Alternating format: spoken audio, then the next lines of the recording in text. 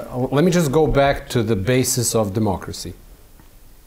And the basis of democracy are free elections, so that the votes are counted and counted properly, that there is no voter intimidation, that people are choosing freely. That's one. And the second one is freedom of media.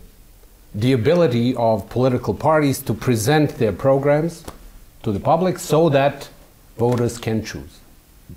If you don't have these two things, you do not have democracy. You can't even start to talk about democracy. In Serbia, there are no free media. I haven't been able to talk on the national television ever. Me too. You know, not just the national television, the public broadcaster, but also other TV stations that have a national broadcasting capability. Two, our voter registry has 2 million more people than there are people in the country. And then in counting the votes, basically they are not allowing oversight of what's happening and how they count the votes. They're intimidating voters at polling booths. So there is election fraud.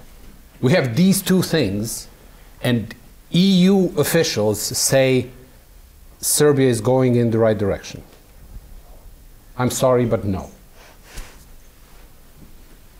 There is no democracy without these two things. There are other things that are necessary for democracy as well. I mean, as Branke said, you have to have 3 branches of government, independent of one another, and so on and so forth. But I mean, we didn't even get to that. Let's go to the first, point, which is, democratic rules, which gives you one major thing. Is democracy is a system that doesn't guarantee that you are going to pick the best government.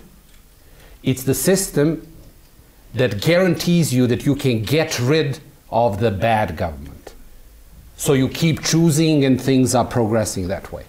When you kill these two pillars of democracy, it's not democracy, it's something else.